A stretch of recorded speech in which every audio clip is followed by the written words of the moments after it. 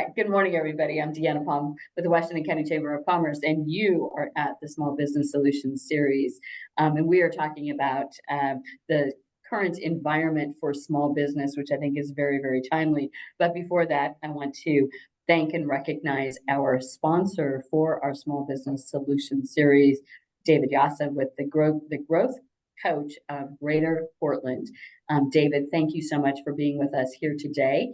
And I'm going to turn it over to you to provide a spotlight for us and tell us more about your business. Thank you, Deanna. I only want to share one slide, and it is can you please allow the sharing? Hang on just a second. I have to figure out how to there. I got to get back to a different box.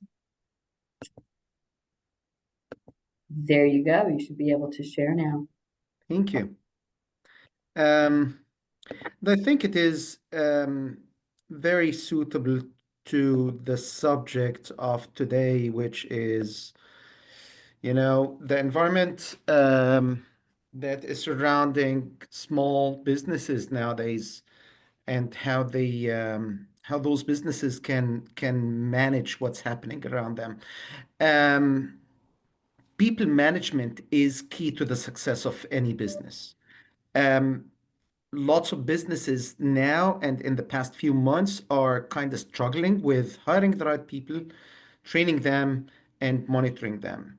And this is some kind of a framework for people management. It's as simple as this: hire, train, and monitor. That I work on with my clients. The hiring part is what your employees want from you, what you want from your employees, how to write a proper job description, what you want to delegate to the specific employee that you're gonna hire, and then how to choose that employee. And this is the tough part: choosing the right employee for the right place. I see a lot of businesses write in job descriptions, for example, we need somebody that is very attentive to detail, but they are great communicators. Well, that's a unicorn. Having both together is very hard to find. Also, I find businesses that say, well, we need people that are aggressive and are drivers, but in the meantime, we want them to look and manage all aspects of business. People can either be front of the office or back of the office. They cannot be both at the same time.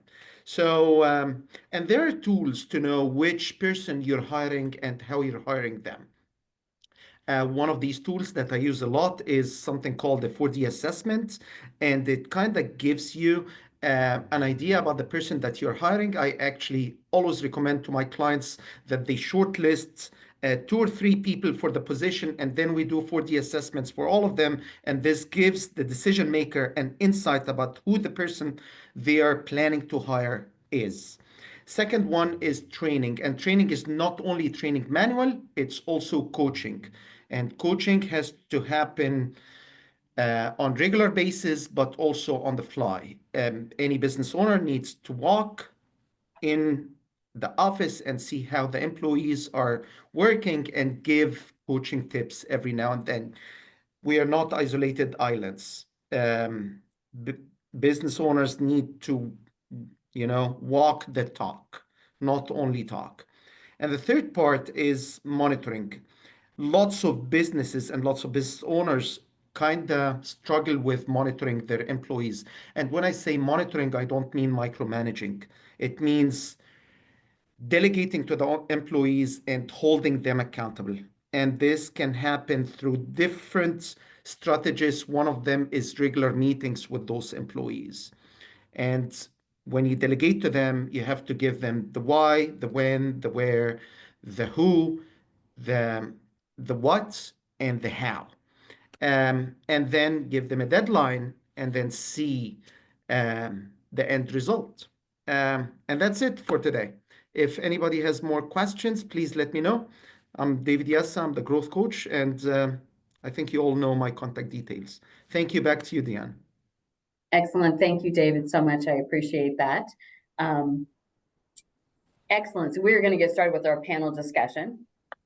And the way that this is going to work is I'm going to ask a general question to all the panel members, and then we'll get into specific questions for each one of our panel members. And let me introduce our panel to begin with. So we have Darcy DeBoard, who is the owner of White Birch Design Company, LLC. Bryn Peterson, a financial planner for Edward Jones Financial, and Josh Tompkins, who is Business Development Director for Dick's Auto Group. So we have sort of a wide variety and sizes of businesses, but think that this is going to be a good conversation. And we're going to leave time at the end for audience questions to delve in and also to share your experiences. So if you have something that is the same as somebody else said, feel free to jump in because misery loves company. And if you have something that's like, no, I'm feeling completely different, or I have a different experience, we want to hear about that as well. So we're going to get started with a general question for the entire panel. And we're going to start out positively. What do you see as the biggest opportunity for small businesses in today's environment? And Darcy, we are going to start with you. I knew you were going to start with me, and I'm like, this might be my toughest question. Right. So for White Birch Design Company, for those of you who don't know what we do, we are lifestyle boutique. I started out as an interior designer for about 16 years.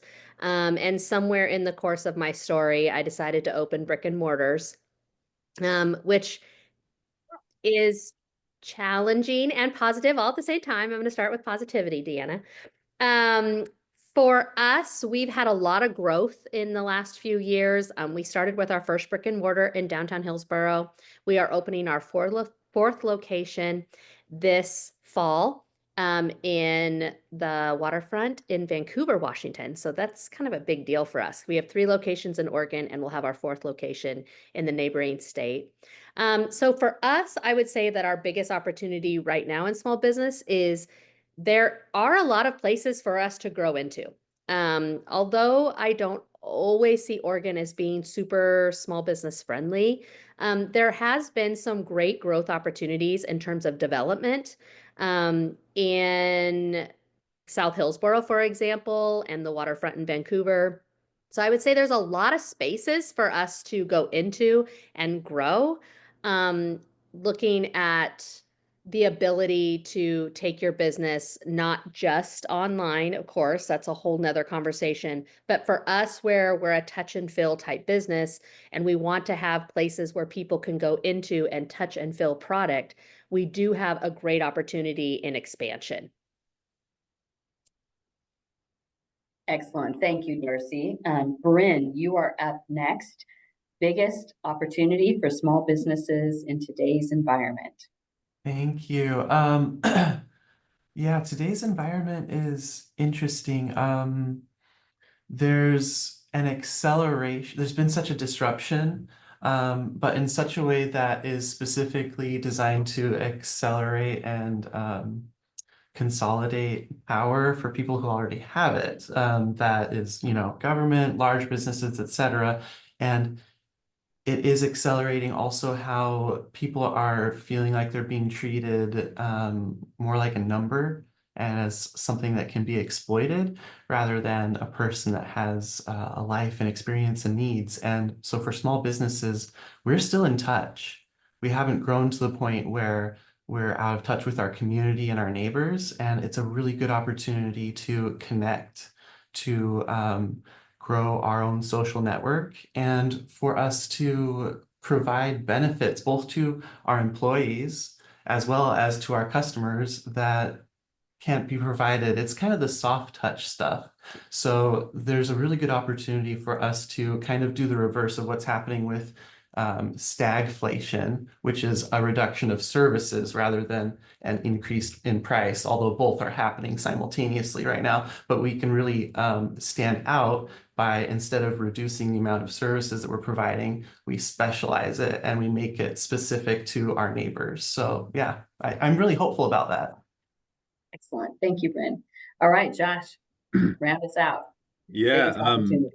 I'll echo what Bryn was saying. So two things come to mind. One that we talk about internally and one that we're just sort of aware of. If you're unfamiliar with Dick's Auto Group, we're retail automotive sales and service. We grew up in Hillsborough. Now we're here. We're South Metro as well now. So the markets are a little different around there. But the one that we talk about internally is during times of uncertainty, which I'm imagining we'll talk about a lot today. It's an opportunity for any business to go the extra mile for service, take care of a customer all the way, really dial in customer service and just the experience that people have when they walk through the doors or interact with us online. We're fortunate that, without being an essential service, automobiles are pretty close to that. People are still driving cars. Everybody drives cars everywhere. So we're lucky in that regard that we will still have a customer base, but to make sure that, they're being very considerate about where they're spending their money, especially for a purchase of this size. So we need to pay that back to them, especially right now when things are tight. The other thing that we're aware of at Dick's Auto Group is it's an opportunity for us to gain market share. Not everybody in our business will will offer that sort of extra mile or that same level of service that we're trying to offer. Some people will sort of lean away from the challenges here, and that will show down the road when things normalize. Hopefully, we see it as an opportunity to grow our brand and our sort of footprint in the market when others are scared to lean into it.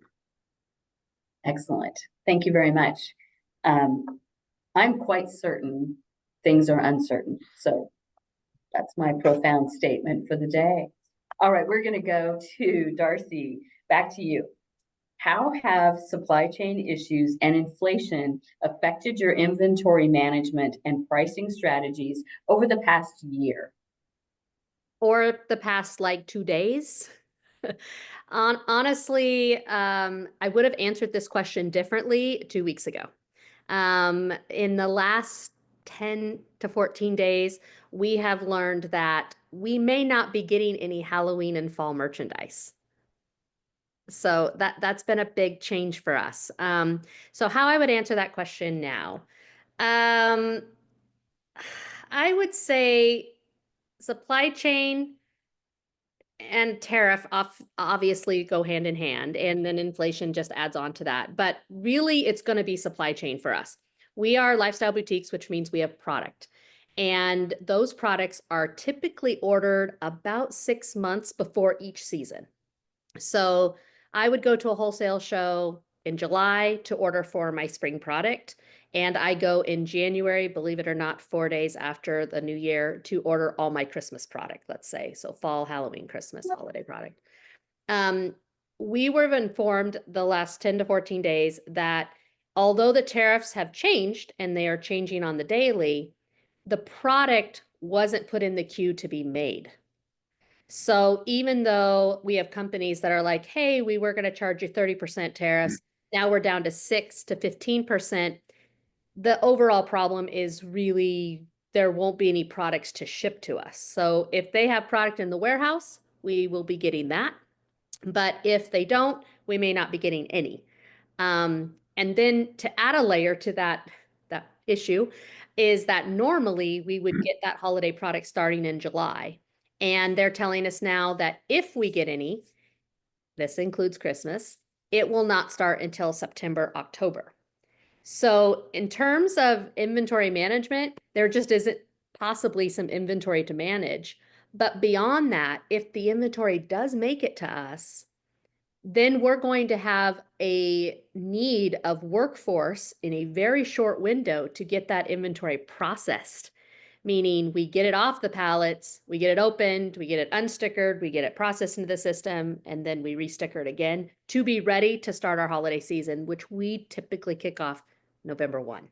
So I think in the answer to the question, it's not so much over the past year, it's really happening on the daily. And, today we have 3 or 4 more vendor phone calls to find out if we have product even coming. So thankfully for us, we have a warehouse and we tend to, in the year, try to rotate product. So at an end of a season, let's say Easter, we didn't just go and sell our product at 40 to 60% off and then start. That's a turn and burn. We don't typically do business that way.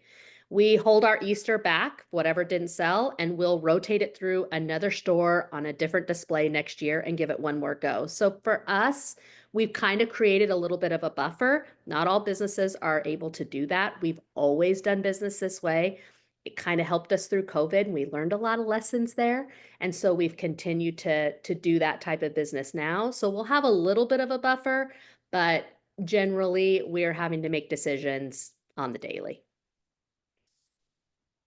So Dorothy, just a follow-up question to that, if, and I'm assuming every retailer is feeling this same sort of situation and feeling the same sort of pressure from vendors, whether or not you'll get product, but let's just say that there's a limited amount of product that does show up on shelves.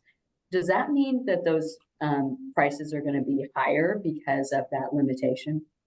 I would assume yes. Big box stores will know to take that and use it to their advantage, per se. Smaller businesses like myself will probably not change our price point. We're going to try to shoulder some of the tariff costs between us and the consumer, because if you run the risk as a small business that if you have them shoulder all that cost and say, okay, we only have, 30 mugs that have a Halloween face on them versus normally we would have 120. If we raise that price because we know we can get it because there's so much more demand and so much little product, you run the risk though that next year when things kind of level back out, that you lose your customer. And that is the last thing a small business should be trying to do right now, is to lose their customer. So for us, as a small business, we're going to try to shoulder some of that, and we don't plan on really changing that price. Those 30 mugs are just going to go a lot faster than if we had 120. Excellent. Thank you so much. All right, Bryn, you are up next.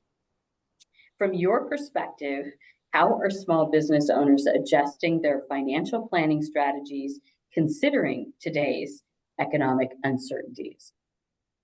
So yeah, it's interesting. Talking about financial planning for small business owners is fun. From the nerdy perspective of it's unique, it's different. We have, unfortunately, with small business owners, the day-to-day of our finances of our business affects probably our personal finances, whereas somebody maybe with a larger business doesn't have to worry about that so much. They can keep them more separate. So I think it is inspiring some people to look at, have I planned this as kind of separate entities? And is that still working? Do I need to acknowledge that they're more connected than I think they are? Or sometimes it's vice versa. Maybe it's, I haven't divided these at all, and now it's created a mess. Now I can't pay my bills because I didn't put the organization in. And so just kind of looking at everything from a foundational perspective of, how do I have this set up? Does it still serve me? And maybe let's rethink some things. And Bryn, once you, as a small business, let's just say that you put it all together and now you're trying to figure out, what your own personal net worth is and how you can make sure you're planning. It's not too late to unwind that, correct?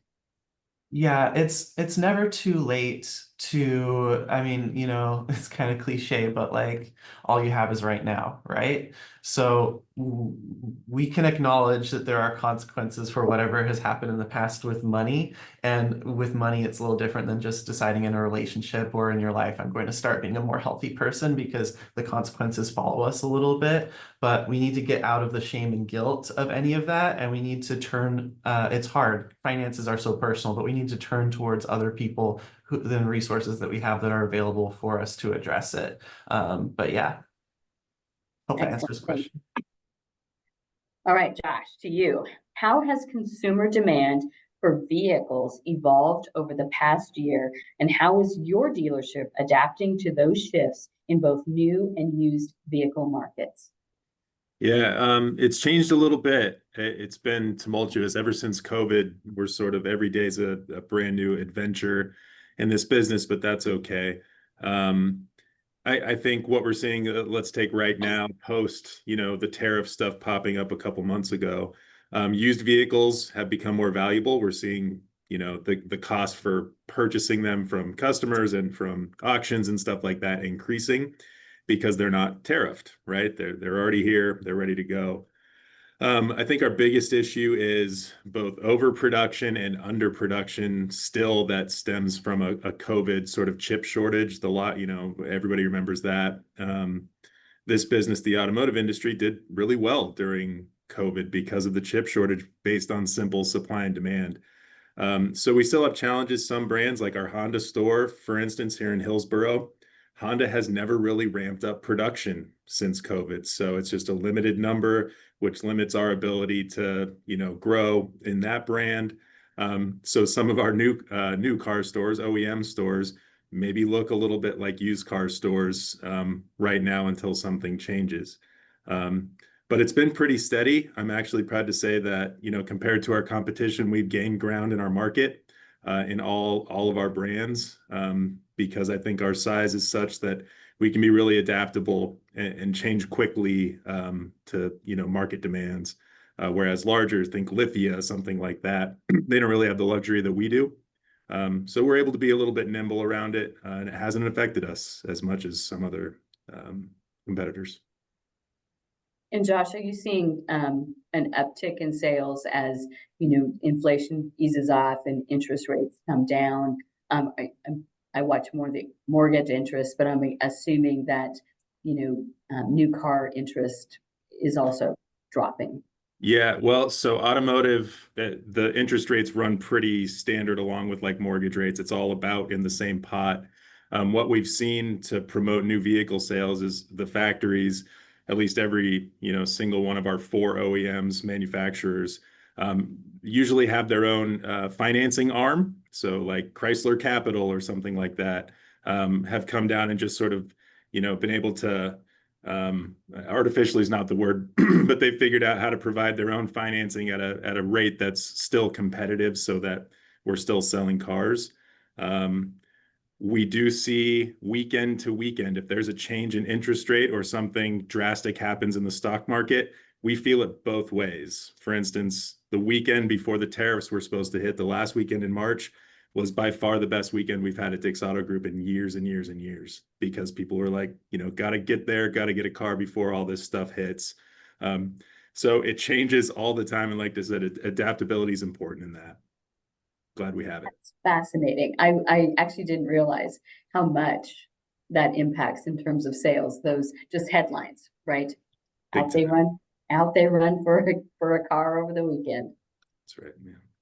All right, we're going to go to one of our general questions for the entire panel. We're going to start with you, Bryn. What do you see as the most pressing challenge small businesses are facing right now?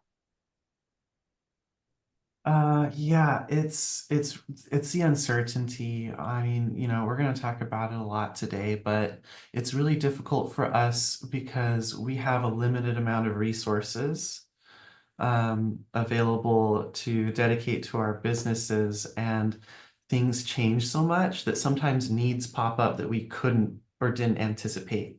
And so it is important for us to look at the fundamentals of, you know, just like it's important for somebody to have an emergency savings in their personal finances, as well as some protection piece, some fixed income to make sure that you're getting your basics taken care of, and then the growth piece. Those kind of all support each other once you make sure each dollar has a job. Right now, we need more dollars doing the job of the emergency savings in small business world. And you can't just, for most people, you can't just decide, I need more emergency savings, poof, add it. So you've got to plan around it. And, you know, it's a lot of uncertainty, and it's difficult to navigate. And my heart goes out to every one of you. All right, Josh, to you, pressing challenge. Yeah, two things. So predicting the future is impossible right now. Normally, this time of year, May, we can project through the summer kind of what our business is going to be. Fortunately, I can say that we're looking pretty good, but it's less clear than it has been in past years because, you know, uncertainty. When the goalposts move all the time, it's hard to know where to kick a field goal.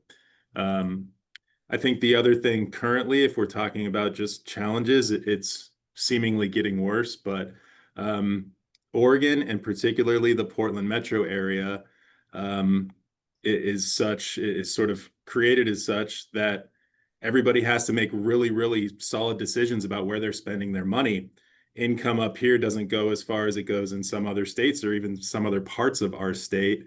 In fact, I think the Portland metro area is one of the highest overall taxed regions in the country, higher than Manhattan, which when you add it all up, it's very expensive to live here. So we constantly are fighting, the battle of like, how do we create more and more value? We think it's customer service, and that's what we double and triple down on. But as the taxes pile up, there are some that I'll talk about here probably later that are direct to the automotive industry that hit us specifically, that make it difficult for us to either shoulder or pass along to the consumer. A consumer that's already very sort of cash strapped. Maybe cash strapped is not right, but very wary about where they're spending a big amount of money like this. Excellent. Thank you, Josh. All right, Darcy, to you. Besides no Christmas. I feel like we're just like talking about the same thing, but for me, it's just cost. I'm a retailer. There's cost of goods, there's rents, there's triple nets, but generally my highest cost every month is employee cost. And when Josh brought up the metro area, we in the metro pay a higher minimum wage than the neighboring counties do. And it's considerable. If you are trying to have living wages for jobs that are not a living wage job. So for instance, I'm an extras, right? I'm a business that has extra. I'm not a needs-based business. I'm a want type business. So my employees are jobs that are not going to pay the mortgage per se. I'm not going to have an employee that works for me enough hours in a retail type environment to pay the mortgage, but I'm still required to get this living wage put into place. And so for me as a small business, our wages for the metro area, and I know they're needed to help pay to live here, but for us, that means our product has to go up in cost too. And so now I'm competing against a store maybe that's in Yamhill County, let's say. I'm in Hillsborough. Yamhill's just over the hill. I'm competing in that same market, but I have to pay my workers considerably more to work in the metro. So I think for personally myself, it's, all sorts of things around cost, but my wage, my employee costs, and add all the employee taxes like family leave and all those other things adds up really fast. And that's probably our biggest challenge right now. Thank you. I will dispute a little bit of one thing you said. The things in your shop I do need. It's important that you understand that it's a need, and that's how I tell my husband. The one question I have as a follow-up to you, Darcy, because I find it interesting. You've got 3 stores located in Oregon, and now you're moving into Vancouver, a sales tax state. How are you navigating that differential? Well, that's a good question. You mean differential in wage or differential in price? Both. So Washington's going to help us with that. So first of all, and I didn't say this in the beginning, I don't pay any of my employees minimum wage, by the way. We're well above that. Because finding employees, as David probably would answer to, is challenging enough. And so you have to be super competitive as well. But in Washington, the minimum wage is even higher. So we're going to try to keep that same percentage above Oregon minimum wage, and then we'll apply that rule kind of to Washington and just try to say the same percentage above. But in terms of sales tax, we're not going to change our pricing any. We're not going to do that. We do have the benefit of we own one warehouse and we're in another warehouse. So we have everything shipped to Oregon, and then we literally hand deliver it to every location. So we're not going to have any product shipped to Washington where we're going to have to pay sales tax on top of that supply product. So that will help.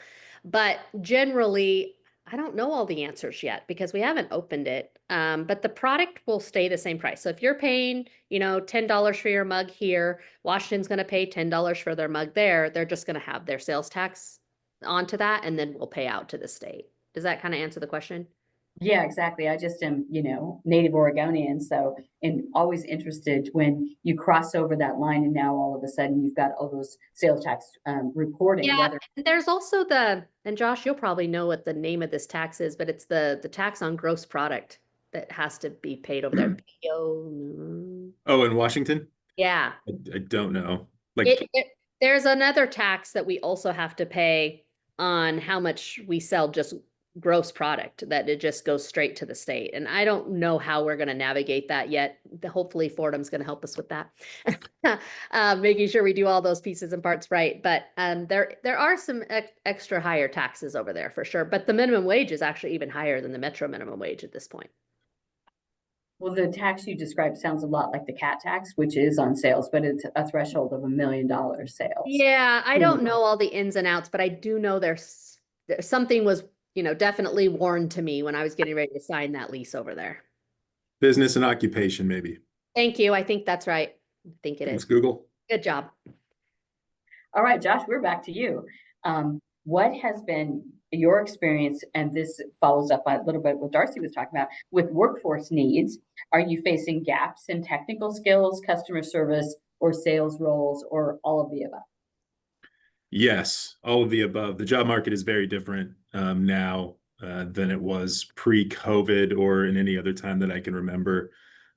There's a couple things that go into that. I think generationally, the group entering the workforce, just like happens in every generation, works very differently than I do, or maybe a generation above me. So it's a little unrecognizable, and there's always trying to figure that out, right?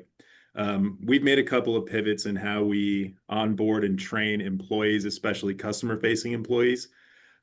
We committed to kind of a Ritz-Carlton approach to customer service back in November. We did a whole auto group training. Every single employee attended the training downtown at the Ritz. A really cool thing that we got to do. But we put customer service in front of process, in front of prospecting, in front of profitability in a couple of different ways, not entirely obviously, but so we train on customer service first and foremost. Every customer that walks in gets a warm greeting. They don't leave without a fond farewell. So everybody gets that first, because we think that's what's going to give us a leg up when things get weirder and weirder, which they are likely to do. The other piece of that, skilled labor. Automotive technicians are in very high demand, just like electricians or laborers or HVAC technicians. That skilled labor is sort of a dying concept in the United States, I think, frankly. So we're always trying to square that circle. But where we get technicians now, we either make them in-house from a lube technician or a lot attendant to move up. We like to do that, and we've gotten better at that. Or we overpay, because we need technicians more than they need us. And you talk about supply and demand. I mean, they are in demand. For a great technician is really expensive. And if you know anything about how a flat rate compensation package works, it's like the closest thing to magic you can get, for a paycheck. So fewer technicians and generational workforce differences. We're not seeing a lot of, it's like salespeople or customer-facing employees come in that really are looking for a career path. They're here for a paycheck while they're here, and a work-life balance that has been really hard in this industry, and we're trying to find that. So I think we're working just as hard as our employees are at trying to find the balance, and it's ongoing. Excellent. Thank you for that. Bryn, what steps can small business owners take now to build long-term financial security, both for their business and for their personal financial goals? Yeah, couple of things. Things have gotten really complicated. And so one is, like I was mentioning before, I'm seeing people reach out and get help with the things that they're uncertain about. If you raise your hand in the local community, there are going to be people here who genuinely want to help, and they will, whether it's a financial advisor or a CPA, or a state attorney, so on and so forth, help you figure out not only do you need help, what you need help with, and what's worth paying for, getting off your plate. Because most people don't want to be running a business and then also being a wealth manager at the same time.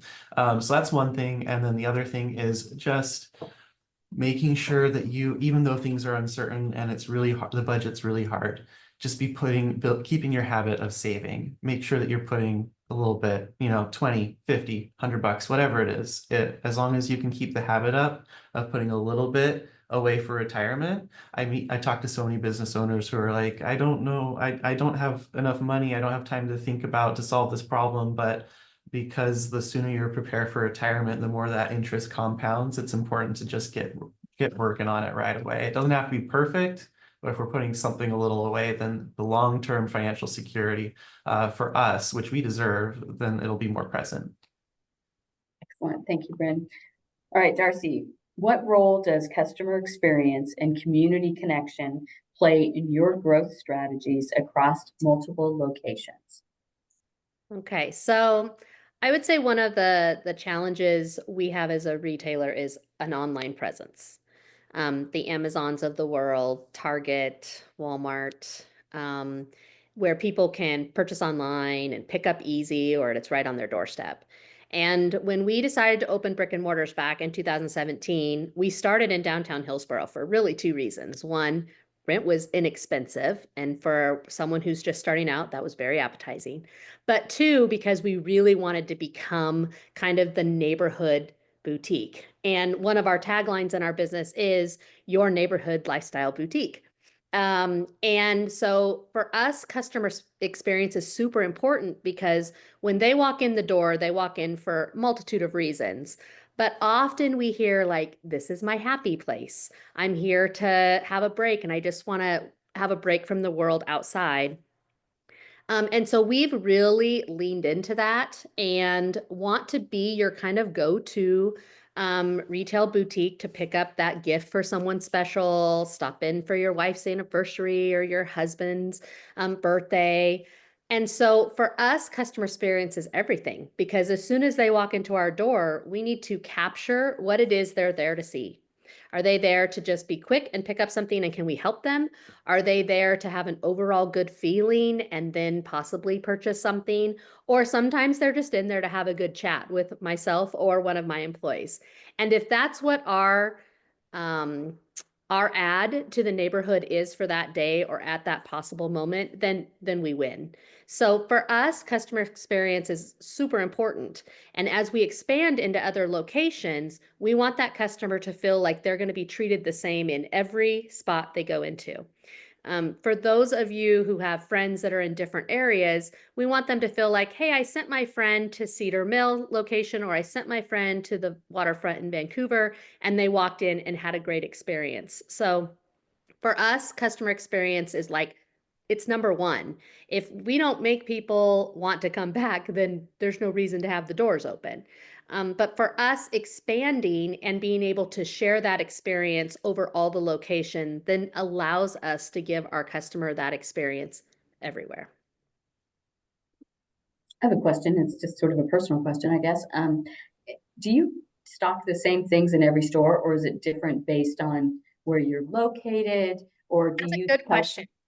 Yeah, we definitely have different products at different stores. There is always a baseline product that kind of is in every store, but depending on the neighborhood we're in, also depends on which products we carry there. So for an example, downtown Hillsborough is very gift loving. They prefer to buy gifts generally. So we carry less clothes there versus Cedar Mill, very clothes and apparel driven. So we carry more lines of clothing there. In South Hillsborough, we just opened an actual boutique, which is mostly clothes, jewelries, accessory. Some of that is because Market of Choice put their little thumb down a little bit on the rent there in that big, huge shopping center. They have specialty food, kitchen items. So we were kind of limited on what we could do. And that store will kind of change and evolve as we figure out who exactly our customer is there. But yes, every lifestyle boutique that we have kind of changes to what our community is asking for. And we try to kind of set the tone for them of what they're looking for. However, to make our customer experience more than some, we will transfer any product to any store free of charge without them even purchasing it. So if someone sees something on a social media site and says, "Oh my gosh, I love that vase," and they're in, let's say they're in Hillsborough, and they said, "I saw this vase on social media.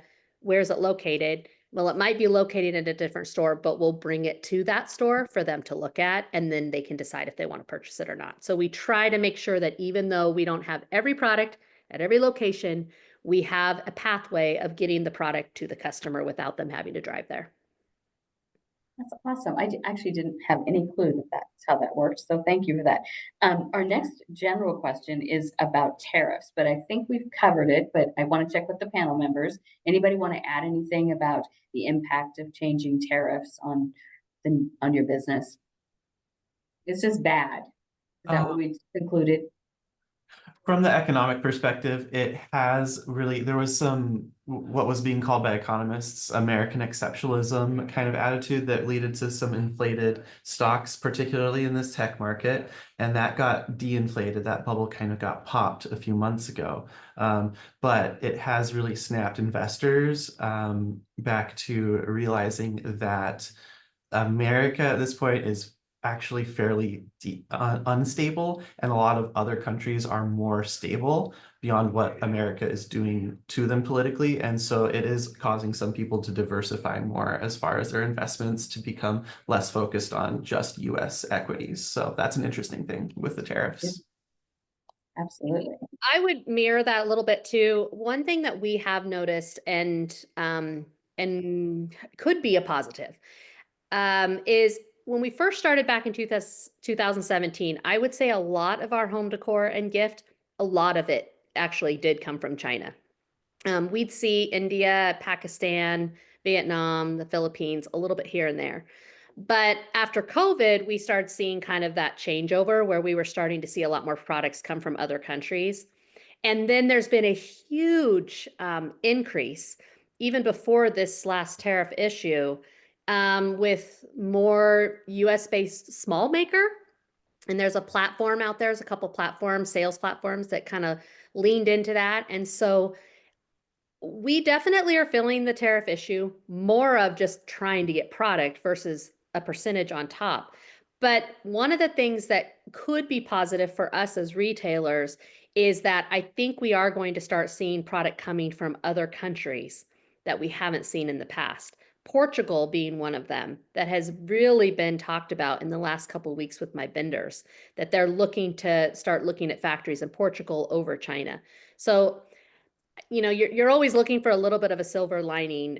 We benefit when products can come from more places because there's usually a price, a cost discussion in that, but also just sometimes a better quality and higher quality product coming from other locations, other countries, other than just China. And unique as well.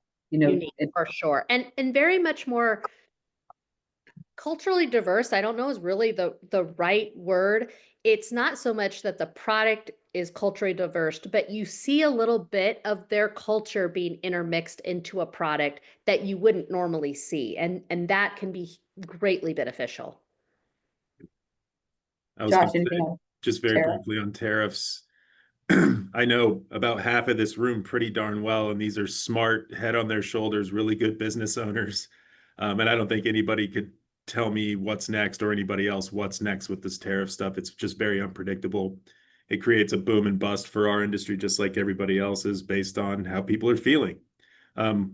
Interestingly enough, so the Hyundai product where I'm standing right now in our Hyundai store, mostly made in America, so we're pretty good there. They're in Georgia and Alabama. Our Ford and Chrysler stores, the American, brands, are a lot of Canada and Mexico. So every time they cross a border, we're getting tagged. But also, the administration has sort of shown so far that if it's something like automotive, which is a big industry, if there's any pushback at all, usually from unions or whatever it may be, then the carve outs start. So anything over 10,000 pounds is, if a vehicle is 10,000 pounds or more as it sits on the ground, there's a carve out for that. There are no tariffs there. So that's all of our trucks. So we're sort of still dodging it a little bit. No pun intended. We're sort of, not getting hit with the full brunt yet because of the industry we're in. So, which just adds to the uncertainty. It's nuts. It's hard to navigate. Thank you, Josh. All right, I think we have time for one more question for each panel member. So Bryn, we're going to start with you. How are small business clients balancing reinvestment in their business with preparing for eventual transitions, such as retirement or business succession? That's an interesting one. Business succession. A lot of people I don't talk to are even aware of that's something that they need to plan for. There's three kinds of businesses: the ones that die with you, the ones where because the business is you, and then there's the ones that you're going to end up selling off for a profit, and there's ones that maybe you want to continue. It's a friend or a family member, and each of those comes with its own factors as far as financial planning and taxes. Oregon has one of the highest estate taxes in the country, if not the highest. And when I say highest, I mean it's the lowest bar. It's $1 million. All you have to do pretty much is own a home and, a retirement account, and then maybe that estate tax is hitting you. Fortunately, it's double if you're married, but still. So yeah, lots of factors going on there, but I think that you were talking about balancing investment with all the rest of this. And I do see a lot of people who are actually taking money and putting it into whether it's a financial planner or like a business coach or something, and really focusing in on their ROI and just trying to be more efficient, because that's a place where we can put some effort into, and it doesn't cost us a lot more money, and it's going to pay off long term. So, looking at the ROI on the business, and then, like I said before, I'll just put another plug in to make sure that you are separating your business and your personal finance if you can. And if you can't, then you're planning around that. And I would, I think, echo your comments about business succession and the fact that businesses don't think about that. That sounds to me like a small business solutions series workshop we need to do, because I know it's like the last thing that people want to talk about. All right, Josh, back to you. How are legislative and or regulatory changes, emission standards, electrical vehicle incentives, that sort of thing, impacting your business decisions and long-term planning? Yeah, a lot. First, Bryn, I thought you were going to say people were taking their money and putting it into coffee cans and burying it in the backyard or under their mattress. I do see that too. Yeah, legislative and regulatory. I mean, automotive is, heck, a pretty unpopular industry with a sordid reputation over the years. It's much better than it's ever been. Everybody sees what we do now, so it's the industry has had to get better, and that's a great thing. But we get in the crosshairs in a lot of different ways. There was a clean diesel or clean truck act, basically, that said that starting next year, a huge percentage of vehicles must be converted to electrical vehicles, and sort of the EV wave that I'm here to tell you has really petered out in the last couple of years because of availability. Simply do not have the technology, and the vehicles simply aren't there, let alone huge vehicles like, think of a dump truck or a large landscaping vehicle. Those aren't electric yet. The legislature apparently didn't know that, and they tried to make it so that everything had to be that way, which meant we had to sell a certain percentage of electric vehicles that don't exist. That's been pushed off a couple of years, but it's still there. Every session, it seems like, as a consumer protection tool, somebody introduces, a timeline, a shortened timeline to guarantee financing for a customer, which great, that's great. We want all of our customers to feel confident in the loan that they got, while at Dick's Auto Group and the vehicle that they drive away. But the way the business is set up in the banking business and the interaction means it takes about 10 business days. We cover all that anyway. We have your back if you buy a car and financing falls out. But one or two bad actors in this business, not big OEM stores like ours. Think of a little corner lot maybe where you don't like the experience you got when you walked onto the lot and who you talked to. Might try to put a loan on somebody and then snatch the car away and say, oh, financing fell out, but we still have your money. That's dirty pool. Nobody likes that. But legislation pops up to put an umbrella over all of us, which makes it very difficult for us to continue to do business like we do. Generally speaking, not generally speaking, we're looking probably this week, unless it's already dropped, Deanna, the transportation reinvestment package is going to be talked about at the legislature as we sort of get toward the end of session here. That's going to include a 1% effectively sales tax on all vehicles, new and used, every time it's sold. That affects us like cat tax does. We already have a 0.5% privilege tax for the privilege of selling an automobile in the state of Oregon. So that stuff just stacks up. Again, like I was talking about at the beginning, we've all been talking about, people are holding on to their money really tightly, and to stack this, into a purchase like automotive makes it hard for people to pull the trigger and make that decision and go on with their lives. So now can I say what I really mean? I'm kidding. So the transportation package is also going to come with a lot of really heavy registration cost increases, tire taxes, road usage taxes on, not just EVs, which, don't use gas. So the gas tax doesn't apply. By the way, that's going to increase as well. But on, any vehicles, think like landscaping trucks or vehicles that need to traverse the Portland metro, run a lot of miles, are going to get taxed really heavily. So that all comes back to the auto business, and it's up to us to sort of navigate how that works. But I'll tell you this, it's getting harder and harder every year. Like I said, cat tax, privilege tax, now a 1% sales tax on new and used vehicles. What's next? We don't know. We can just, duck and dodge and hope to survive and keep moving. Excellent. Thank you, Josh. And as I say, every time when I hear about these sort of industry specific taxes, fees that look like a sales tax, if Oregon wants a sales tax, then pass a sales tax. Don't pick and choose and start nibbling around the edges and call it something different than a sales tax, because that's what it is. Darcy, last to you. How are you approaching, and you talked a bit about this, approaching staffing and retention? I think retention is important, particularly in the retail environment where turnover is historically high. Any sort of secret sauce you have for keeping your staff?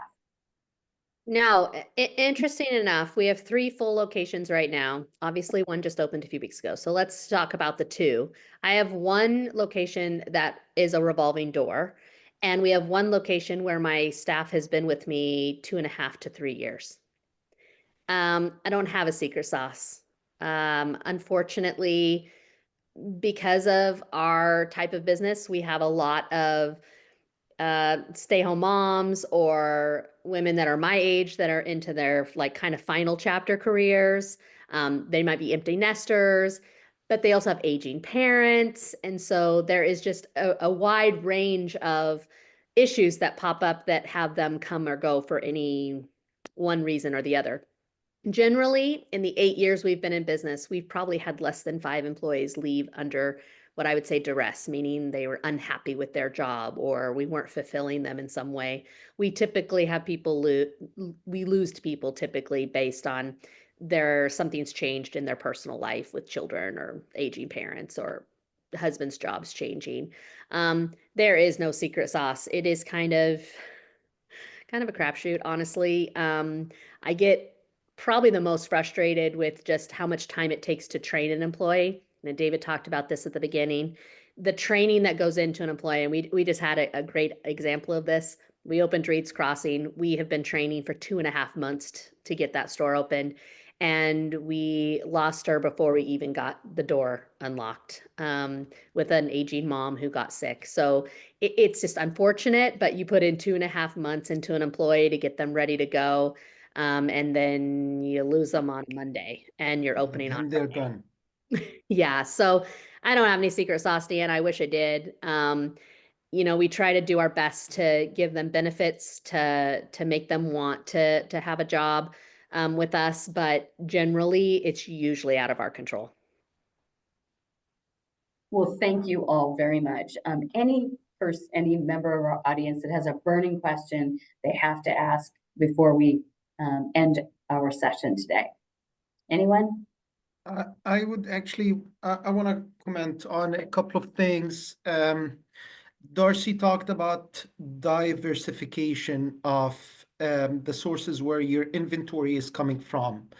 I think this is a very important thing for business owners. I see, for example, Dick's Auto Group, you guys have, again, you have lots of brands, lots of shops in different places, and that is helping, and that's good in the auto industry. But in the lifestyle, for example, for Darcy, as you said, Darcy, you're forced to get your inventory from certain places. And I think what is happening now is kind of helping us diversify a bit. I remember really well during COVID years, one of the companies that I was coaching was an HVAC company, and they were suffering during COVID because of the supply chain issues that were happening in China to get heat pumps and furnaces and ACs and so on. This is one. Bryn also talked about separating personal expenses from business expenses. Lots of business owners, they mix personal expenses into business expenses to get some tax breaks. This is a fatal mistake. In my opinion, it's not a good thing. I totally agree with Bryn when she says, let's separate both. Yeah, that's it. Excellent. Thank you so much, David. Thank you for your sponsorship of this important small business solution series. We truly appreciate it. Want to thank our three panelists, Darcy, Bryn, and Josh. Thank you so much for sharing your experiences. Great conversation. I wish we would have had more time, but hopefully you'll come back again, and maybe we'll follow up in the fall and see if we're out of the doldrums and into the glee. How would that be, right? That's good. Excellent. Thank you again. We will be back again next month, and we will have a representative from the Small Business Administration to give us an update on that agency and from a federal perspective, what changes they've seen, how it's impacting small business, what kinds of benefits and services, resources do they have that will help small businesses. So stay tuned for that.